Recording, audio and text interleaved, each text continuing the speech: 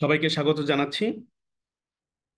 আমাদের আহ, কি কখনো এরকম মনে হয় যে ডেনিম প্যান্ট বা ডেনিম জ্যাকেট এগুলো আসলে কোন টাইপের ইয়ান দিয়ে তৈরি করা?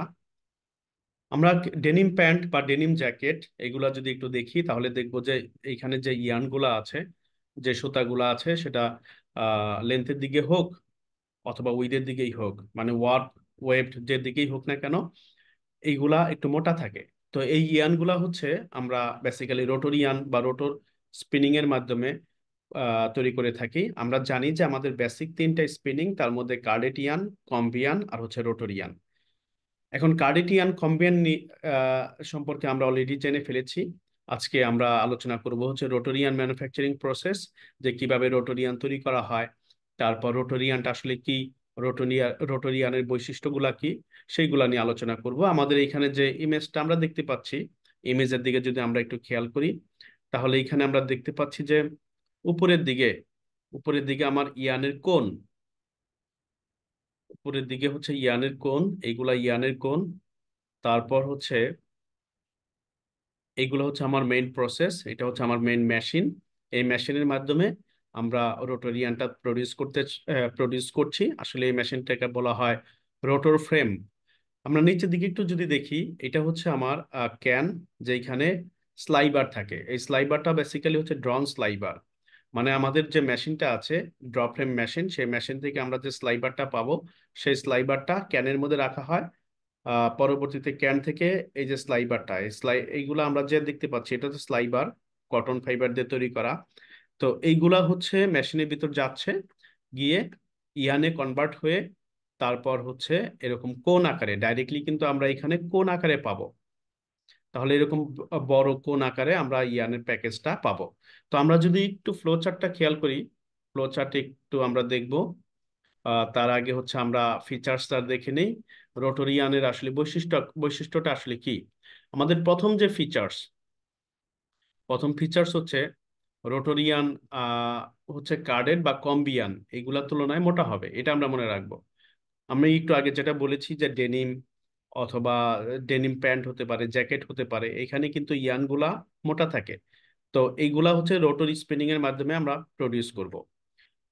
এখন এইখানে বলা হয়েছে লো কাউন্ট, যেহেতু মোটা ইয়ান, আমরা মোটা ইয়ানের কাউন্ট নর্মালি কম হয়।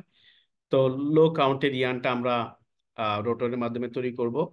দেন আমাদের ইয়ান ইউজ ফর কোর্সার ফ্যাব্রিক, তাহলে যে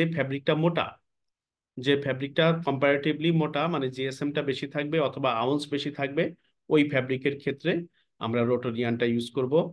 দেন হচ্ছে produced by low graded fibre, আমরা মনে রাখবো যে ফাইবারের গ্রেডটা কম, মানে লো কোয়ালিটি ফাইবার, সেই ফাইবার দিয়ে আমরা রোটোরিয়ানটা প্রডিউস করে থাকি। অনেক সময় এরকম হয় যে কম্বিয়ান তৈরি করবার সময় কম্বিয়ানের যে ওয়েস্টেজ হয়, মানে ফাইবার যে ওয়েস্টেজ গুলা হয়, সেই ওয়েস্টেজ গুলা দিয়েও আমরা রোটোরিয়ান প্রডিউস করতে পারি।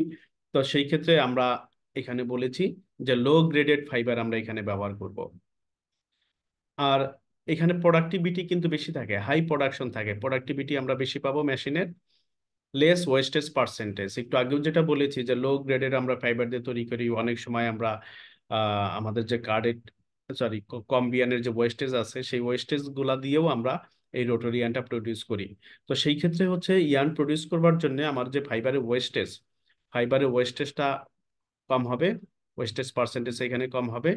আর এইখানে কোনো সিমপ্লেক্স মেশিনের প্রয়োজন নাই, ডাইরেক্টলি আমরা ড্র ফ্রেম থেকে যে ম্যাটেরিয়ালটা পাবো, মানে স্লাইবারটা পাবো, সেই স্লাইবারটা দিয়ে আমরা রোটর ফ্রেমে সেট করে আমরা রোটর ফ্রেম থেকেই আমরা ইয়ানটা পেয়ে যাব।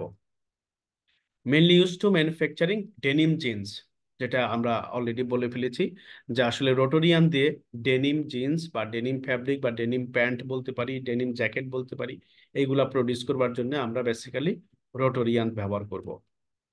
আর এই ইয়ানের প্রাইসটা কম হবে, যেহেতু লো গ্রেডেড ফাইবার আবার ইউজ করা হয়, আবার মোটা ইয়ান। তো সব মিলিয়ে রোটোরিয়ানের প্রাইসটা কম হয়। বেসিক্যালি এই হচ্ছে আমার মেইনলি ফিচার্স রোটোরিয়ানে। এখন আমরা একটু দেখি যে রোটোরিয়ানটা আসলে কিভাবে প্রডিউস করব, বা রোটোরিয়ান ম্যানুফ্যাকচারিং প্রসেস। আমরা যদি ফ্লো চার্টটা খেয়াল করি, এইখানে আমার ফ্লো চার্টে আমরা দেখব যে প্রথমে এই এই যে বিষয়টা আছে, এটাকে বলা হয়েছে ইনপুট ম্যাটেরিয়াল। আর এটা হচ্ছে আমার প্রসেসিং মেশিন, মানে যে মেশিন দ্বারা আমরা প্রসেস করব, এগুলো এগুলো হচ্ছে আমার আউটপুট। তো আমাদের প্রথম দিকে যেটা করতে হয়, র র কটন আমরা ব্লোরোমে সেট করব। ব্লোরোম হচ্ছে একটা সেকশন যেখানে তিনটা বেসিক কাজ হবে। নাম্বার ওয়ান হচ্ছে আহ, আমরা যে ফাইবারগুলা আসলে ইম্পোর্ট করব, এই ফাইবারগুলা একটা বেল আকারে থাকে, বেল আকারে অনেক শক্তভাবে থাকে, যে ফাইবারগুলোকে পরবর্তীতে মেশিনের মাধ্যমে আমরা প্লাগ করব, খুলে নিয়ে আসব। তাহলে প্রথম দিকে আমার একটা কাজ ব্লোরোমের, সেটা হচ্ছে ওপেনিং দ্য ফাইবার্স। তারপর 2 নাম্বার কাজ হচ্ছে ক্লিনিং দ্য ফাইবার্স। 3 নাম্বার হচ্ছে আমি চাইলে এখানে মিক্সিং বা ব্লেন্ডিং করতে পারি, মানে mixing and blending the fibres.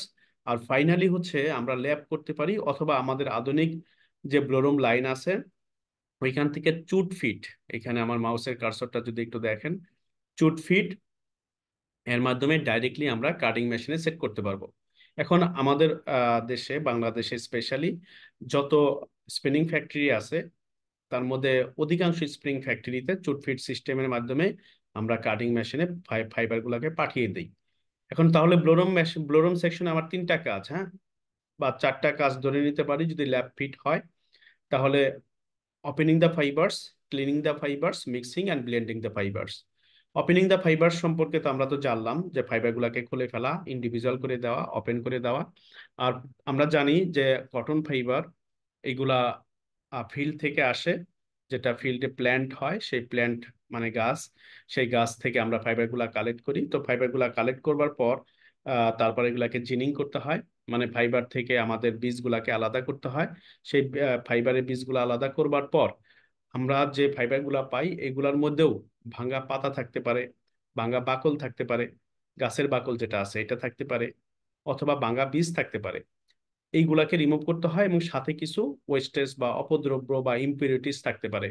তো এইগুলা ব্লোরুম সেকশনে রিমুভ করতে হয়। ব্লোরুম সেকশনে রিমুভ করে আমরা পরবর্তী সেকশনে পাঠাবো। তাহলে ব্লোরুমের হচ্ছে এটাও একটা কাজ, ক্লিনিং দ্য ফাইবার্স। দেন হচ্ছে আমার আমরা চাইলে এখানে মিক্সিং বা ব্লেন্ডিং করতে পারি, মানে আমি চাইলে লো কোয়ালিটির ফাইবারের সাথে হাই কোয়ালিটির ফাইবার মিক্স করতে পারি।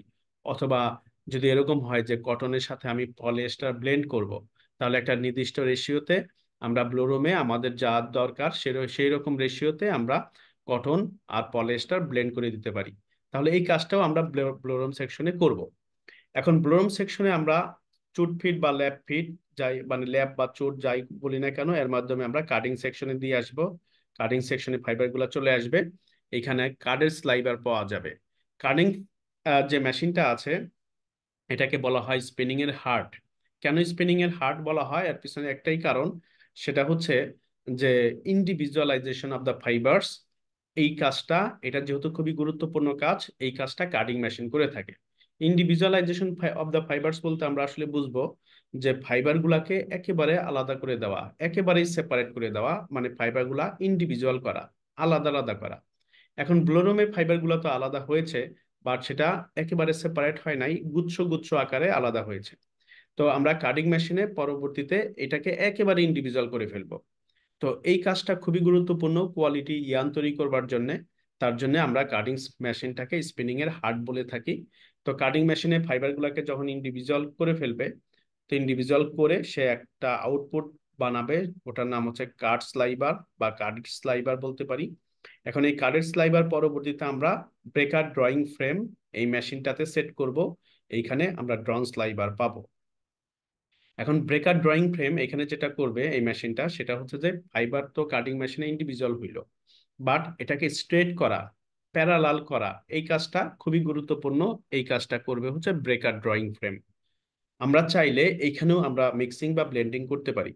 আমরা জানি যে ড্র ফ্রেমে আমরা 3টা বা 4টা স্লাইবার থেকে একটা স্লাইবার তৈরি করে থাকি, মানে 3:1 অথবা 4:1। আমরা স্পিনিং ফ্যাক্টরিতে যদি যাই তাহলে দেখবো যে 6টা স্লাইবার একসাথে সেট করা হয়েছে, দুটো আউটপুট পাওয়া গেছে, অথবা 8টা স্লাইবার একসাথে সেট করা হয়েছে, আমরা দুটো আউটপুট পেয়েছি। তার মানে 4:1 অথবা 3:1 এই রেশিওতে আমরা স্লাইবার সেট করব আর আউটপুট পাবো। এখন এইখানে ব্রেকার ড্র ফ্রেমে আমি যেটা বলেছি যে ফাইবার গুলাকে স্ট্রেট করবে, প্যারালাল করবে। দেন এই কাজটা খুবই গুরুত্বপূর্ণ। তো ব্রেকার ড্র ফ্রেম পুরোপুরি স্ট্রেট বা প্যারালাল করতে পারে না, সেই ক্ষেত্রে আমরা আরেকটা ড্র ফ্রেম ব্যবহার করব, ওটার নাম হচ্ছে ফিনিশার ড্র ফ্রেম। তো এই ড্রন স্লাইভারটা আমরা ফিনিশার ড্রয়িং ফ্রেমে বা ফিনিশার ড্র ফ্রেমে আমরা সেট করব, আমরা ড্রয়িং স্লাইভার পাবো। এখন এইখানে যেটা হবে সেম কাজ, ফাইবারগুলোকে স্ট্রেট করা, প্যারালাল করা। ফাইবার যদি স্ট্রেট হয় বা প্যারালাল হয়, তো সেই ক্ষেত্রে আমরা যে ইয়ানটা পাবো সেই ইয়ানের মধ্যে কোনো হেয়ারিনেস থাকবে না, ইয়ানের মধ্যে কোনো ইমপারফেকশন থাকবে না। ইমপারফেকশন বলতে আসলে বোঝানো হচ্ছে যে মোটা চিকন থাকবে না, বা স্লাব তৈরি হওয়ার সম্ভাবনা থাকবে না, ফাইবার থেকে কোনো ফাইবার, ইয়ান থেকে কোনো ফাইবার বের হয়ে থাকবে না। তো সেই কাজটা, এই কাজটা যেহেতু কোয়ালিটি আমরা ইয়ান দরকার হয় বা কোয়ালিটি ইয়ান প্রডিউস করবার জন্য অবশ্যই আমরা ড্র ফ্রেমে পারফেক্টলি আমরা ফাইবারগুলোকে প্যারালাল বা স্ট্রেট যেটাই বলি না কেন এটা করে নেব। পরবর্তীতে ফিনিশার ড্রয়িং ফ্রেম আমাদের যে ড্রয়িং স্লাইবার দেবে বা ড্রন স্লাইবার দেবে, সেই ড্রন স্লাইবারটাকে আমরা রোটর ফ্রেমে সেট করব।